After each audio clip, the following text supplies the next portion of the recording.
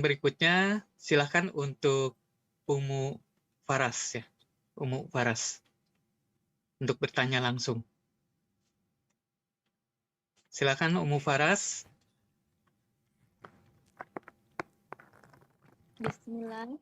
Assalamualaikum warahmatullahi wabarakatuh, Ustaz. Waalaikumsalam warahmatullahi Waalaikumsalam. wabarakatuh. Ahlan wa sahlan. Barakallahu fiik. Naam, tafadhali. Semoga Ustaz selalu dijaga dan dilindungi oleh Allah. Allahumma amin. Izin bertanya, Ustaz. Tafadhali. Apa salah jika ketika kita mendapat musibah, kita menganggap itu semua cara Allah menghapus dosa kita? Sebab dari sekian musibah yang datang, selalu diterima dengan ikhlas dan sabar, serta yakin kalau itu takdir Allah, dan Allah itu selalu memberikan kebahagiaan di akhir musibah yang menimpa, Ustadz. Terlebih setelah Allah, ini apakah kita itu merasa kepedean, misalnya dosa kita itu telah dihapus oleh Allah, dan sekarang kita merasa ini cara Allah akan mengangkat derajat kita. Apa salah kalau kita berprasangka seperti itu, Ustadz?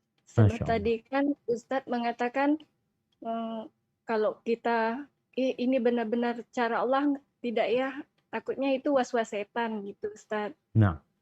Kalau kita merasa ini cara Allah, dan bahkan orang yang terus beriman itu kan yang terus mendapat ujian gitu, Ustaz. Nah, siap Umu Faras.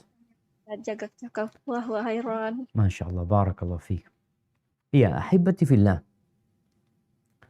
Kalau kita merasa bahwa musibah yang datang adalah karena dosa-dosa kita, sehingga hal itu membuat kita memperbanyak istighfar, memperbaiki diri, maka itu hikmahnya dari musibah itu. Kemudian tatkala ada perasaan di diri kita, sudah dihapuskan dosa-dosa kita, kita berharap, kita memohon. Jadi ada yang namanya harap-harap cemas, dan itu selalu harus ada di diri kita.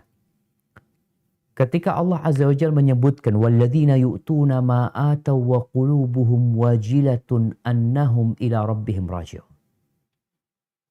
Mereka adalah orang-orang yang terus berbuat. Apa yang bisa mereka kerjakan?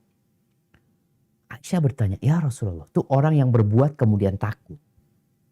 Apakah maksudnya orang yang mencuri, yang minum khamr, yang berzina, dia takut?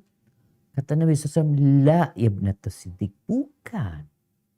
Bukan. Walakinnahu rajulun. Tapi yang dimaksud ayat ini adalah orang, dia adalah orang yang sholat, puasa, sodako, dan dia takut tidak diterima. Gitu. Jadi kita beribadah kepada Allah, ulama menjelaskan, dengan dua sayap, seperti burung, punya dua sayap, kalau satu sayapnya sakit, dia nggak bisa terbang. Apa dua sayap itu? Yang satu namanya roja, yang satu namanya khauf. Yang satu namanya pengharapan kepada Allah, yang satu namanya rasa takut sama Allah Azza wa Jalla. Tatkala kita memandang perbuatan kita, tatkala kita memandang musibah yang menimpa kita, lalu kita memandang nikmat yang Allah berikan kepada kita, dan ketaatan yang kita lakukan, nggak ada apa-apanya. Bandingkan antara musibah yang menimpa dengan nikmat yang Allah berikan. Maka banyak orang itu merasa musibah itu berat buat dia karena dia lupa dengan nikmat Allah SWT. Ini ada orang rumahnya terbakar. Kebakaran rumahnya, habis hartanya semua. Bandingkan rumah dia dan isinya dengan nikmat mata yang Allah berikan kepada dia. Jadi dia dikasih musibah di satu sisi, tapi tetap Allah kasih nikmat sama dia. Maka perasaan kita nggak masalah ketika perasaan itu ini adalah penghapusan dosa. Kemudian kita berharap semoga setelah dihapuskan dosa anak, ya Allah, diangkat derajat anak. Dengan tetap takut sama Allah. Kita tetap berburuk sangka sama diri kita dan terus berbaik sangka sama Allah Azza wa Jalla. Karena jangan sampai kepedean tadi kemudian merasa anak sudah banyak musibahnya. Jadi udah dihapusin nih dosa-dosa ana. Jangan sampai seperti itu. Karena setan itu akan terus menggodain manusia. Puncaknya kalau dia orang ahli ibadah, orang yang sabar, orang yang menerima, bagaimana orang ini semua amalannya gugur. Dengan cara apa? Dia ujub. Bangga dengan dirinya. Takjub dengan perbuatannya. Jangan sampai kita ditipu setan dari pintu itu. Hada wallahu a'lam bishawab.